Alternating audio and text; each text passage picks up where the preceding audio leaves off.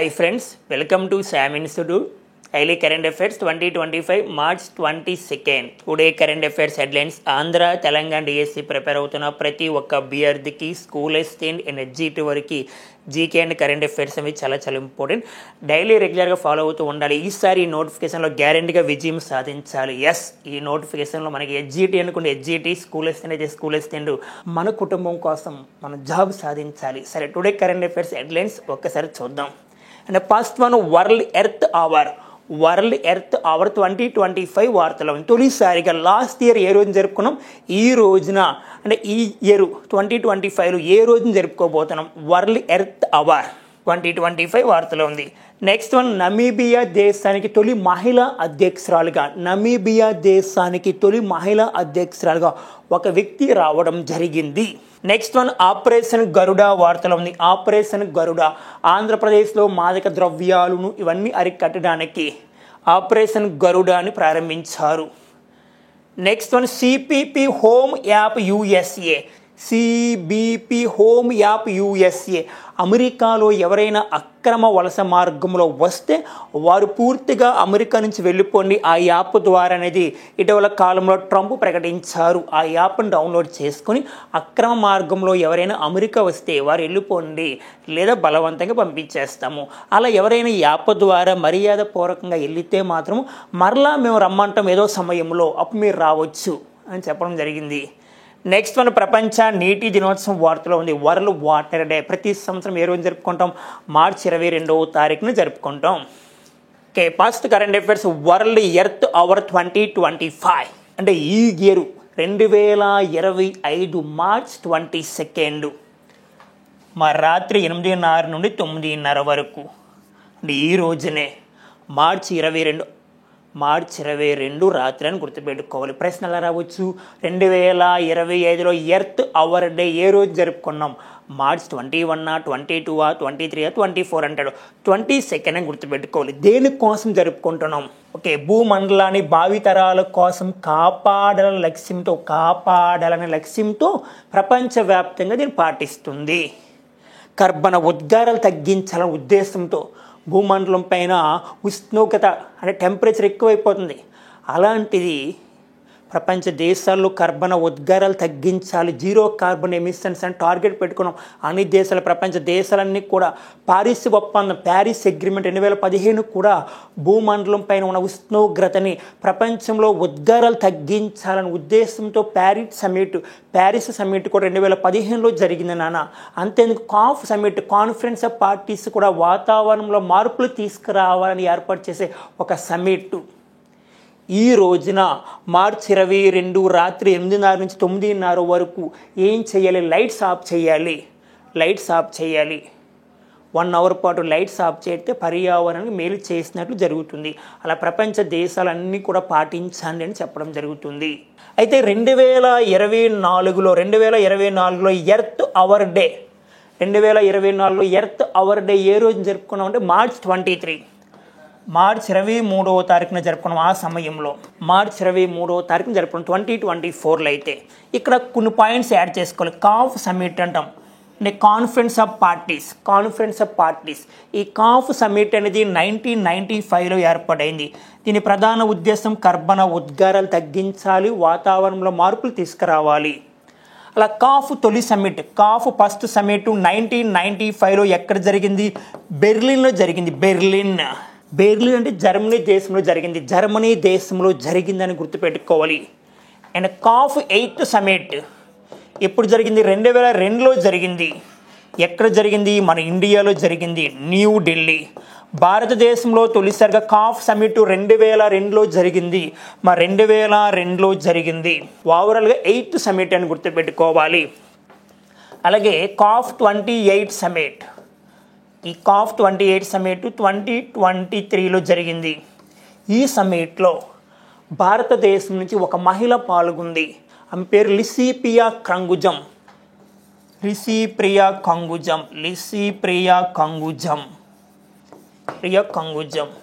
ఈమె ఏం చెప్తుందంటే శిలాజ ఇంధన వాడకాలు తగ్గించండి, శిలాజ ఇంధన వాడకాలను తగ్గించనని COP28 సమిట్లో భారతదేశానికి చెందిన ఒక మహిళ, 14 సంవత్సరాల వయసు గల మహిళ, 14 ఇయర్స్ ఆమె పేరు లిసిపియా కంగుజం. ఈ COP28 సమిట్ అనేది దుబాయ్లో జరిగింది 2023లో. Next COP29 summit. ఈ COP29 సమిట్ 2024 నవంబర్లో ఎక్కడ జరిగింది అంటే బాకులో జరిగింది. బాకు అంటే అజర్బైజాన్ రాజధాని బాకులో జరిగిందని గుర్తుపెట్టుకోవాలి. Next one COP30 summit. ఈ COP30 సమిట్ 2025లో ఎక్కడ జరగవలసిన జేఎల్ఎం లేదా బేలం నగరంలో జరగవలసి ఉంది. ఎక్కడంటే బ్రెజిల్. అలాగే COP31 సమిట్ 2026లో ఎక్కడ జరగవలసి ఉందంటే ఆస్ట్రేలియా దేశంలో. COP సమిట్ అంటే వాతావరణంలో మార్పులు తీసుకురావడానికి అలా లింక్ చేస్తూ ఉండాలి. అలాగే 2024 జూలై 22 గుర్తు రావాలి. ఆ రోజు ఇంపార్టెన్స్ ఏంటంటే హాటెస్ట్ డే అంటే అత్యంత వేడి రోజు, అత్యధిక ఉష్ణోగ్రత నమోదైన రోజమ్మ అని హాటెస్ట్ డే అని పిలుస్తాం. 2024 జూలై 22 అని గుర్తుపెట్టుకోవాలి.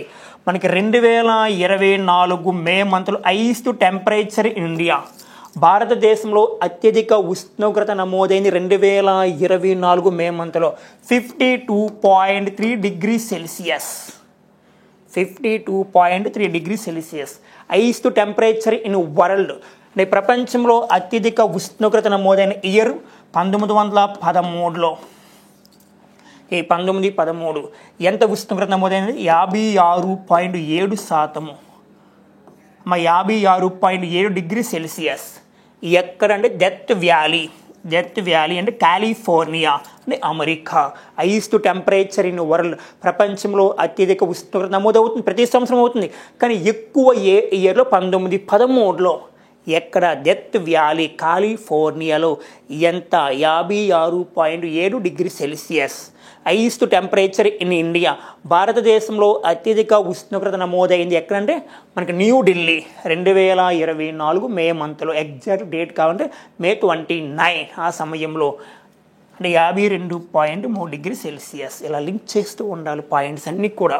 Okay friends, next current affairs మనం చూస్తే నమీబియా తొలి అధ్యక్షురాలుగా, నమీబియా దేశానికి తొలి మహిళా అధ్యక్షురాలుగా, first women president Namibia country.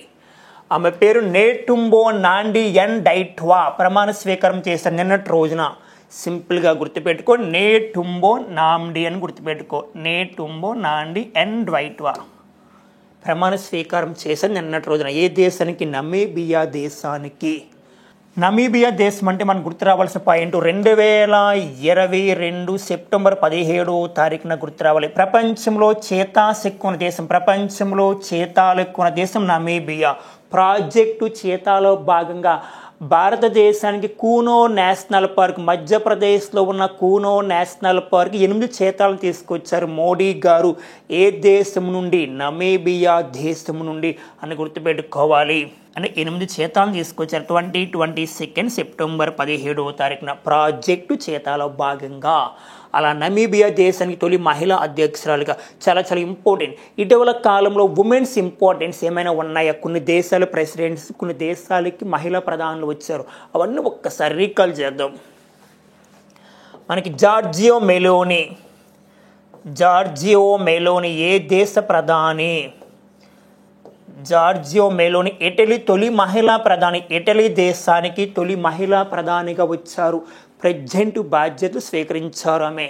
Giorgio Meloni Italy తొలి మహిళా ప్రధాని. Italy first women prime minister. Next one Harini Amara Suriya. ఈ హరిణి అమర్ సూర్య ఎవరు నానా? ప్రెసిడెంట్ ఏ దేశానికి ప్రధానిగా పనిచేస్తున్నారంటే శ్రీలంక దేశానికి ప్రధానిగా పనిచేస్తున్నారు. శ్రీలంక దేశానికి ప్రధానిగా పనిచేస్తున్న Harini Amara Suriya. Next one Claudia Sheinbaum. నాన్న క్లాడియో సినబామెకి ఇంపార్టెన్స్ మోస్ట్ ఇంపార్టెంట్. ఎందుకు అంటే మెక్సికో దేశానికి తొలి మహిళా అధ్యక్షురాలు, Mexico past women president, Mexico దేశానికి తొలి మహిళా అధ్యక్షురాలుగా పనిచేస్తున్నారు క్లాడియో సినబామ్. లేటెస్ట్గా క్రిస్టీ, నిన్నటి రోజున క్రిస్టీ కోవెంట్రీ, ఎవరమ్మా? Kirsty Coventry. క్రిస్టీ కోవెంట్రీ ఎవరంటే ఐఓసి పాస్ట్ ఉమెన్ ప్రెసిడెంట్, అంటే అంతర్జాతీయ ఒలింపిక్ కమిటీకి పాస్ట్ ఉమెన్ ప్రెసిడెంట్గా వచ్చిన వ్యక్తి క్రిస్టీ కోవెంట్రీ అని గుర్తుపెట్టుకోవాలి. ఐఓసి పాస్ట్ ఉమెన్ ప్రెసిడెంట్గా పనిచేస్తున్నారు. అలాగే తులసి గబార్డ్ ఈమె లేటెస్ట్గా మన ఇండియాకి వచ్చారు. తులసి గబార్డ్ ఎవరంటే అమెరికా దేశానికి చెందిన జాతీయ నిఘా సంస్థ డైరెక్టర్. అమెరికా దేశానికి చెందిన జాతీయ నిఘా సంస్థ డైరెక్టర్ తులసి గబార్డ్. ఈమె లేటెస్ట్గా మన ఇండియాకి 10th రైజినా డైలాగ్ అని జరిగింది, అంటే 10వ రైజినా డైలాగ్ సమ్మిట్ జరిగింది ఇండియాలో. దానికి ముఖ్య అతిథి కూడా వచ్చారు ఈమె. అలాగే మనకి నగోచి ఒకాంజో ఇవాలా, చాలా ఇంపార్టెంట్. నగోచి ఒకాంజో ఇవాలా ఎవరు అంటే ఒక ఉమెన్. దేనికి పనిచేస్తుంటే వరల్డ్ ట్రేడ్ ఆర్గనైజేషన్, ప్రపంచ వాణిజ్య సంస్థకి డైరెక్టర్ జనరల్ పనిచేస్తున్న వ్యక్తి నగోచి ఒకాంజో ఇవాలా.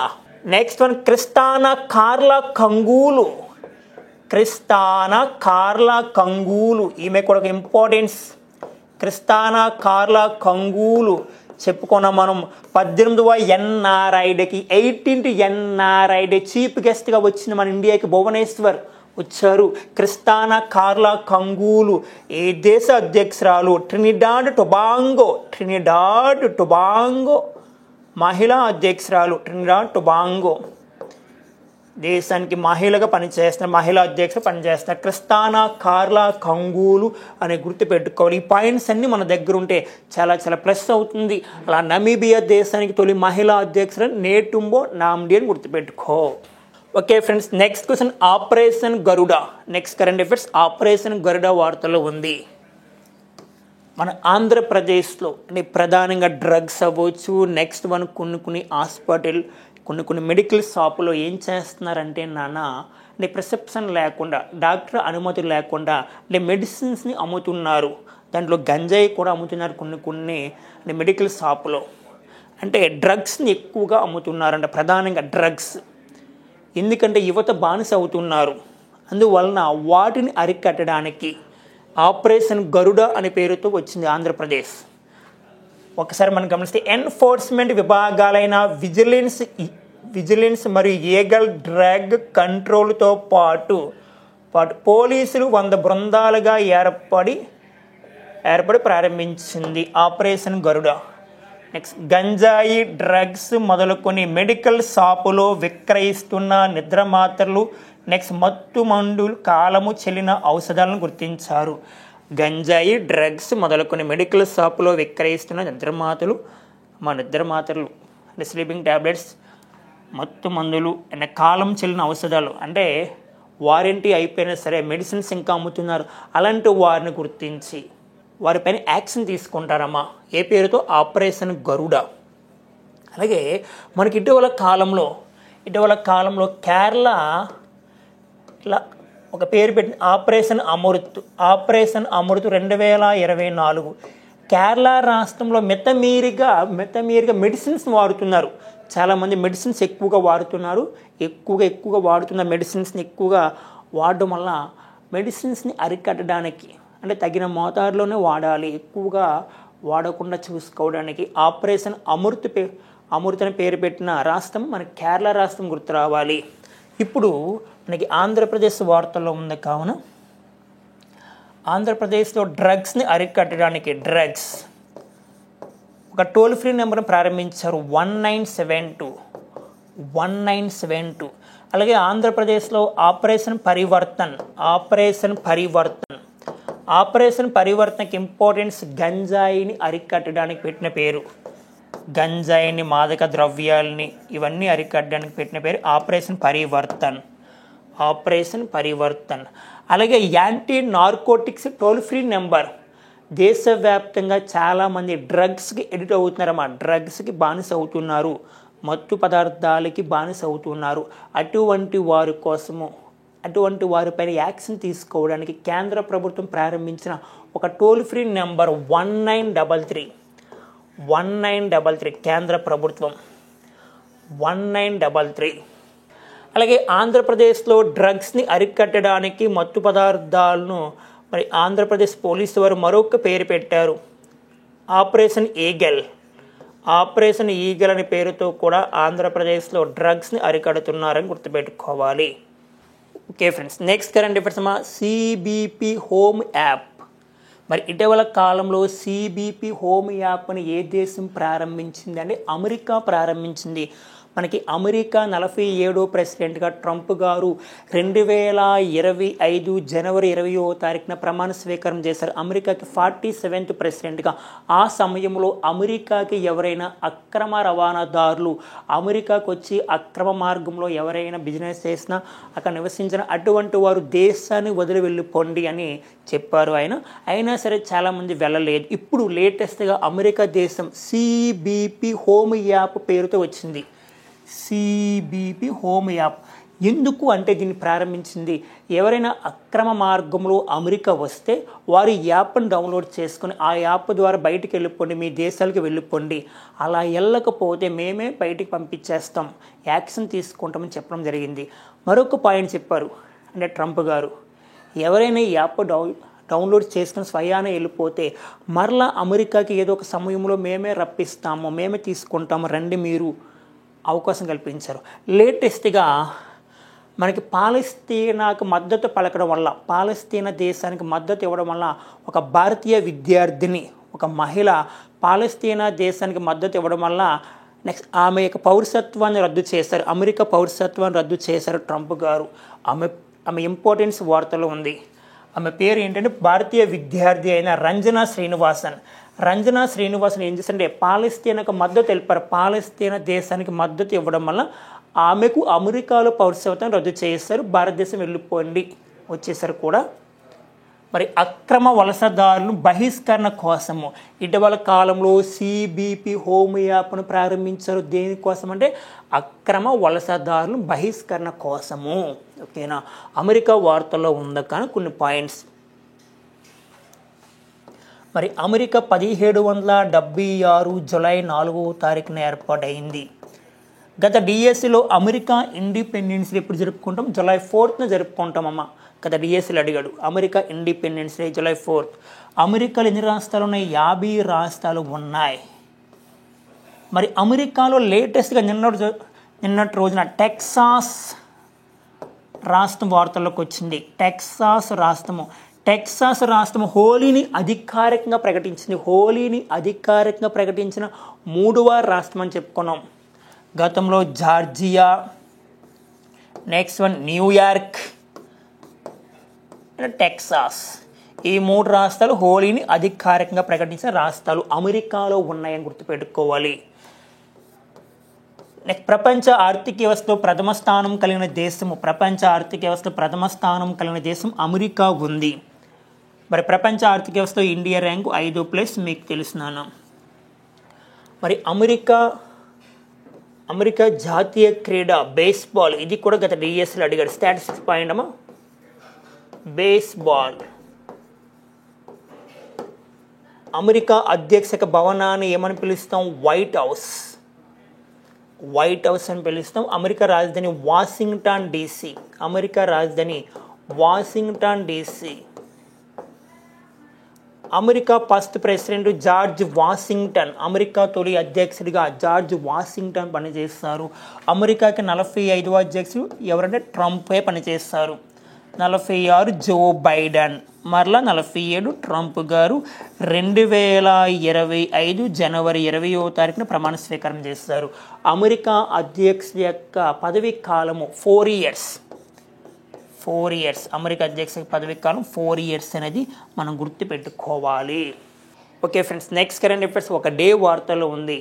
ఆ డే ఏంటంటే వరల్డ్ వాటర్ డే, ప్రపంచ నీటి దినోత్సవం. ప్రతి సంవత్సరం ఏ రోజు జరుపుకుంటాం? మార్చ్ 22 జరుపుకుంటాం. మరి 2025 థీమ్ ఏంటంటే గ్లేసియర్ ప్రిసర్వేషన్ అని గుర్తుపెట్టుకోవాలి. అంటే హిమనదాలను కాపాడుకోవాలి, సంరక్షించాలనే ఉద్దేశంతో థీమ్ ఇవ్వడం జరిగింది. మరి తొలిసారిగా ఏ ఇయర్లో జరుపుకున్నాం దీన్ని అంటే ప్రపంచ నీటి దినోత్సవాన్ని తొలిసారిగా ఏ ఇయర్లో జరుపుకున్నాం? 1993ని జరుపుకుంటున్నాం. మరి మొన్న మార్చి 20వ తారీఖు చెప్పుకున్నాం. మార్చి 20న వరల్డ్ హ్యాపీనెస్ డే అన్నాం. వరల్డ్ హ్యాపీనెస్ డే అంటే ప్రపంచ సంతోష దినోత్సవం. అలాగే మార్చి 21 నిన్నటి రోజున world forest day.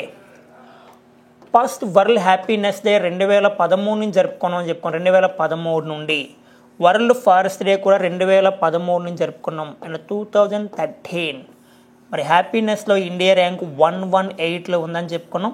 First place Finland ఉంది. ప్రపంచ సంతోష దినోత్సవంలో వరల్డ్ హ్యాపీనెస్ ఇండెక్స్లో 2025 పర్పస్లో India rank 118. First place Finland 8వసారి అని మాట్లాడుకున్నాం. ఇక్కడ కొన్ని పాయింట్స్ యాడ్ చేసుకోవాలి. జల జీవన్ మిషన్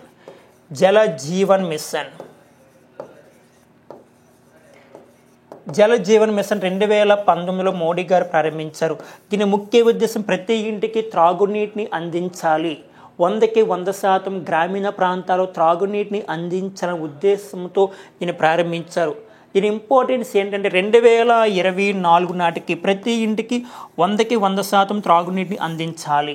ఒక 70% సాధించాము, ఇంకో 30% మిగిలిపోయింది. అందువలన ఈ స్కీమ్ని ఎక్స్టెండ్ చేసాం. జల జీవన్ మిషన్ పథకాన్ని 2028కి పొడిగించాం. 2028కి జల జీవన్ మిషన్ ద్వారా 100కి 100% త్రాగునీటిని అందించిన తొలి రాష్ట్రము గోవా.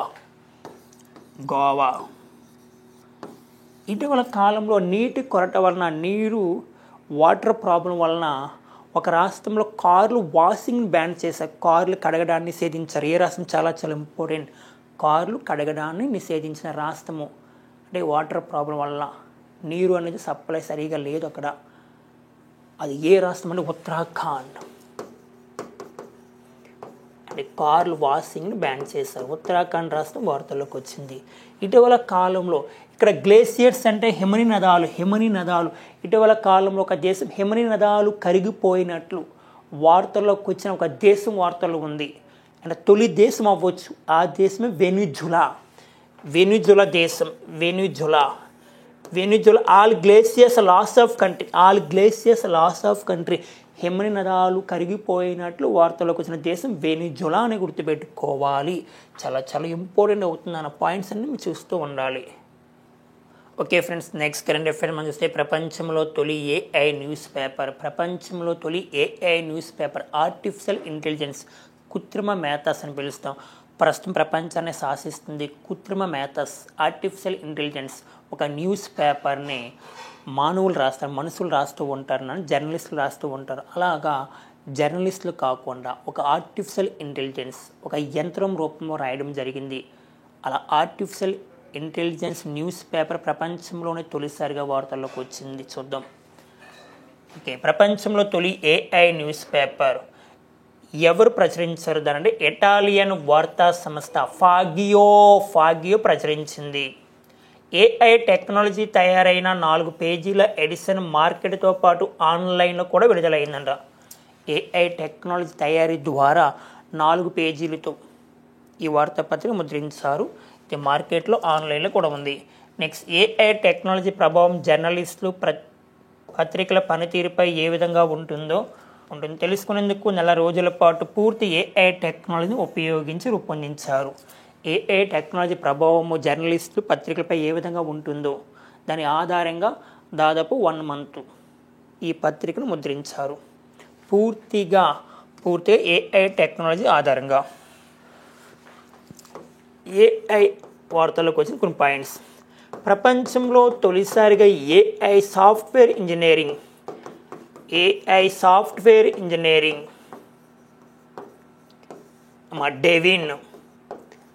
డేవిన్ మరి ఏ దేశం డెవలప్ చేసిందంటే అమెరికా. సేమ్ సాఫ్ట్వేర్ లాగా ఉంటారమ్మా, కానీ యంత్రము. ఏఐ సాఫ్ట్వేర్ ఇంజనీరింగ్ అభివృద్ధి చేసిన దేశము అమెరికా. దాని పేరు ఏఐ సాఫ్ట్వేర్ ఇంజనీరింగ్ పేరు డేవిన్. ప్రపంచంలో తొలిసారిగా ఏఐ సాఫ్ట్వేర్ ఇంజనీరింగ్ డేవిన్. భారతదేశంలో తొలిసారిగా ఏఐ సాఫ్ట్వేర్ ఇంజనీర్ దేవికా. మరి ప్రపంచంలో తొలిసారిగా ఏఐ స్పోక్స్ పర్సన్ మీన్స్ దౌత్యవేత్త రాయబారి. ప్రపంచంలో తొలిసారిగా ఏఐ దౌత్యవేత్తను రూపొందించిన దేశం ఉక్రెయిన్ రూపొందించిన ఏఐ దౌత్యవేత్త పేరు విక్టోరియా సి. భారతదేశంలో తొలిసారిగా ఏఐ స్కూల్ ఏ రాష్ట్రం తీసుకొచ్చింది? కేరళ రాష్ట్రం తీసుకొచ్చింది. మనకు డిఎస్లో ఇంపార్టెన్స్ పాయింట్ ఏంటంటే భారతదేశంలో తొలిసారిగా ఏఐ టెక్స్ట్ బుక్ ఏఐ పాఠ్యాంశాన్ని 7th క్లాస్లో ముద్రించారు. ఏ రాష్ట్రం అంటే కేరళ రాష్ట్రం ఏఐ పాఠ్యాంశాన్ని 7th క్లాస్ టెక్స్ట్ బుక్లో ముద్రించాలని గుర్తుపెట్టుకోవాలి. ఏఐ న్యూస్ రిపోర్టర్, మా India past AI news reporter ఎవరంటే లీసా ఒడిశా రాష్ట్రం రూపొందించింది. And India past AI anchors వాళ్ళ పేరు ఏఐ భూమి, ఏఐ క్రిస్. ఎవరు అభివృద్ధి చేశారంటే మనకి DD Kisan TV channel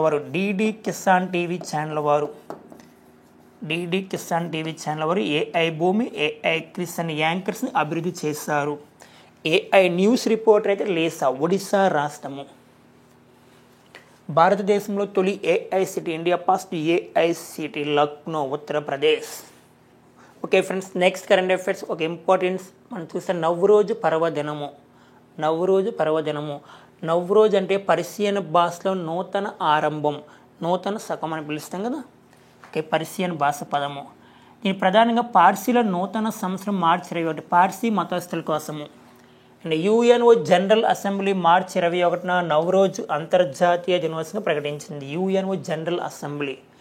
next one, UNESCO intangible cultural heritage of humanity of India జాబితాలో 2016లో చేర్చారు.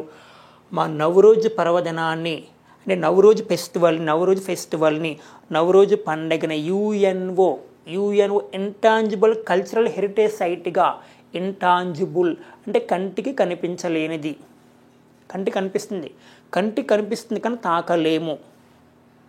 ఇంటాంజిబుల్ కల్చరల్ హెరిటేజ్ సైట్స్ అంటే కనిపిస్తుంది కానీ తాకలేము. అలా 2016 జాబితాలో గుర్తించారు UNESCO. And UNESCO United Nation Educational Scientific Cultural Organization అని గుర్తుపెట్టుకోవాలి. మరి 2016లో గుర్తింపు ఇచ్చింది. ఇప్పటి వరకు యునెస్కో గుర్తింపించిన ఇంటాంజిబుల్ కల్చరల్ హెరిటేజ్ సైట్స్ ఇండియాలో ఎన్ని ఉన్నాయంటే 15 ఉన్నాయి. 15. చివరిగా 2023లో గార్బా డ్యాన్స్ అంటే గుజరాత్. ఈ Garba dance intangible cultural heritage సైట్స్గా గుర్తించారు యునెస్కో. చాలా ఇంపార్టెంట్. చివరిగా 15వది ఇక్కడ మనం చూస్తే నవ్రోజ్ పర్వదినం పార్సీల నూతన సంవత్సరం మార్చి 21 అని ఉంది. Okay friends, next current affair మనం చూస్తే ఎంఎఫ్ హుస్సేన్ చిత్రానికి 118 కోట్లు అని వార్తలకు రావడం జరిగింది ఒక ఆర్టికల్. మరి భారతీయ చిత్రకళలో ఖరీదైన కళాఖండంగా రికార్డు. ఇటీవల కాలంలో భారతీయ చిత్రకళలో ఖరీదైన కళాఖండంగా రికార్డు వార్తల్లోకి వచ్చింది. దాన్ని ఎవరు చిత్రీకరించారు అంటే ఎంఎఫ్ హుస్సేన్ 118 కోట్లమ్మ. మరి ఇక్కడ చూస్తే ప్రసిద్ధ చిత్రకారుడు ఎంఎస్ హుస్సేన్ గ్రామయాత్ర పేరుతో గీసిన చిత్రానికి ఒక వేలం పాటలు 118 కోట్ల ధర లభించిందంట. 118 కోట్లు. దాని పేరు గ్రామయాత్ర. నెక్స్ట్ హుస్సేన్ ఈ చిత్రాన్ని 1950లో గీశారంట. 1950లో గీసిన చిత్రానికి 2025లో దాదాపు 118 కోట్లు వేలం పలికింది. ఎవరు చిత్రీకరించారు అంటే ఎంఎఫ్ హుస్సేన్. ఏ పేరుతో? గ్రామయాత్ర. సరిపోతుంది. Okay friends, next current affairs మనం చూస్తే Ramsar wetland wise use award. చాలా important. Ramsar wetland wise use award వార్తలో ఉంది. ఈ అవార్డు పొందిన తొలి భారతీయ మహిళ. రామ్సర్ సైట్స్ అంటాం, చెత్తది ప్రాంతాలు సంరక్షించే వారికి అవార్డు ఇస్తారు. మనకి 1971 1971 ఫిబ్రవరి 2న ఇరాన్లోని రామ్సర్ నగరంలో చిత్తడి ప్రాంతాల సంరక్షణ కోసం ఒక సమ్మిట్ జరిగింది 1971 ఫిబ్రవరి 2న. అందువల్ల ప్రతి సంవత్సరం ఫిబ్రవరి 2 importance Ramsar sites day, wetlands day, ప్రపంచ చిత్తడి ప్రాంతాల దినోత్సవాన్ని ఎప్పుడు జరుపుకుంటామంటే మార్చి 2వ తారీఖు కదా, ఫిబ్రవరి 2వ తారీఖున జరుపుకుంటాం. ఫిబ్రవరి 2 వరల్డ్ వెట్లాండ్స్ డే. అలా ఇప్పటి వరకు భారతదేశంలో ఎన్ని చిత్తడి ప్రాంతాలను, చిత్తడి నేలను గుర్తించారు అంటే 2025 నాటికి మొత్తం భారతదేశంలో గుర్తించిన రామ్సర్ సైట్స్ 89. లేటెస్ట్గా 4 గుర్తించారు. ఈ 4తో కలిపి 89. అవేంటో మాట్లాడదాం. ఇప్పుడు Ramsar wetland wise use award పొందిన తొలి భారతీయ మహిళగా వార్తలకు వచ్చారు. ఆమె పేరు జయశ్రీ వెంకటేశన్. ఈ అవార్డు పొందిన తొలి భారతీయురాలు. చిత్తడి నేల స్థిరమైన నిర్వహణకు కృషి చేసినందుకు ఇచ్చారు. ఈమెకు చిత్తడి ప్రాంతాలను సంరక్షించడానికి ఈ అవార్డు ఇచ్చారు. ఈమె ఎక్కడంటే భారతదేశంలో చెన్నైకి చెందిన Care Earth Trust founder Jayashree Venkatesan ఎవరు అంటే చెన్నైకి చెందిన కేర్ ఎర్త్ ట్రస్ట్ ఫౌండర్ అని గుర్తుపెట్టుకోవాలి. ఇటీవల కాలంలో 2025లో గుర్తించిన 4 రామ్సర్ సైట్స్, వెరీ లేటెస్ట్ గుర్తించిన ఈ 4 గుర్తుపెట్టుకోవాలి. ఫస్ట్ వన్ సక్కర కొటాయి పక్షుల అభయ అరణ్యము, ఇది తమిళనాడు నుంచి గుర్తించారు. సెకండ్ వన్ తీర్థంగల్ పక్షుల అభయ అరణ్యము, ఇది కూడా తమిళనాడు. నెక్స్ట్ వన్ కేచియో ప్రలి సరస్సు, సిక్కిం.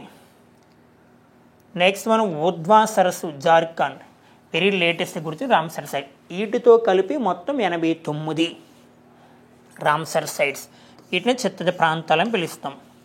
ప్రపంచంలో చిత్తడి నేలలు లేదా రామ్సర్ సైట్స్ ఎక్కువ ఉన్న దేశము యూకే. యునైటెడ్ కింగ్డమ్ 176 ఉన్నాయి. యునైటెడ్ కింగ్డమ్లో 176 రామ్సర్ సైట్స్ ఉన్నాయి. సెకండ్ ప్లేస్ మెక్సికోలో 144 రామ్సర్ సైట్స్ ఉన్నాయి. భారతదేశంలో 89. అంటే మన ఇండియా ప్లేస్ థర్డ్ ప్లేస్లో ఉందని గుర్తుపెట్టుకోవాలి. Third place. మరి భారతదేశంలో రామ్సర్ సైట్స్ ఎక్కువ ఉన్న రామ్సర్ సైట్స్ అన్న చిత్తడి నేలన్న ఒకటే గుర్తుపెట్టుకోవాలి.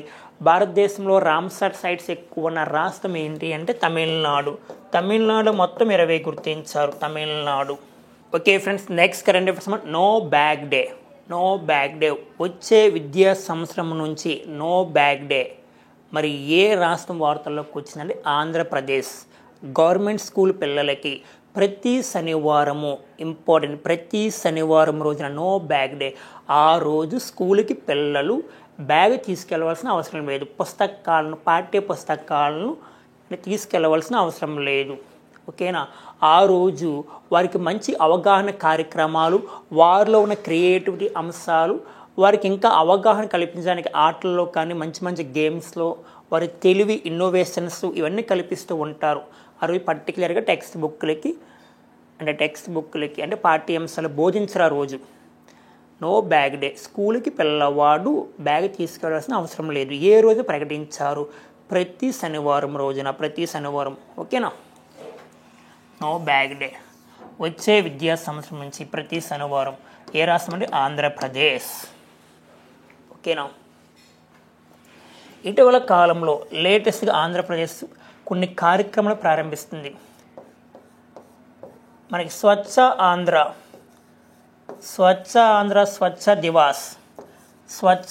స్వచ్ఛ దివాస్కి ఇంపార్టెన్స్ ఎందుకు నానంటే రాష్ట్రాన్ని పరిశుభ్రంగా ఉంచాలనే ఉద్దేశంతో ప్రతి నెల 3వ శనివారము స్వచ్ఛ ఆంధ్ర అండ్ స్వచ్ఛ దివాస్ని పాటిస్తుంది. ప్రతి నెల 3వ శనివారము. ఇదైతే ప్రతి శనివారము అని గుర్తుపెట్టుకోవాలి. మరి స్వచ్ఛ ఆంధ్ర స్వచ్ఛ దివాస్ని మన ఆంధ్రప్రదేశ్ ముఖ్యమంత్రి గారు చంద్రబాబు నాయుడు గారు ఎక్కడ ప్రారంభించారు? 2025 జనవరిలో కడప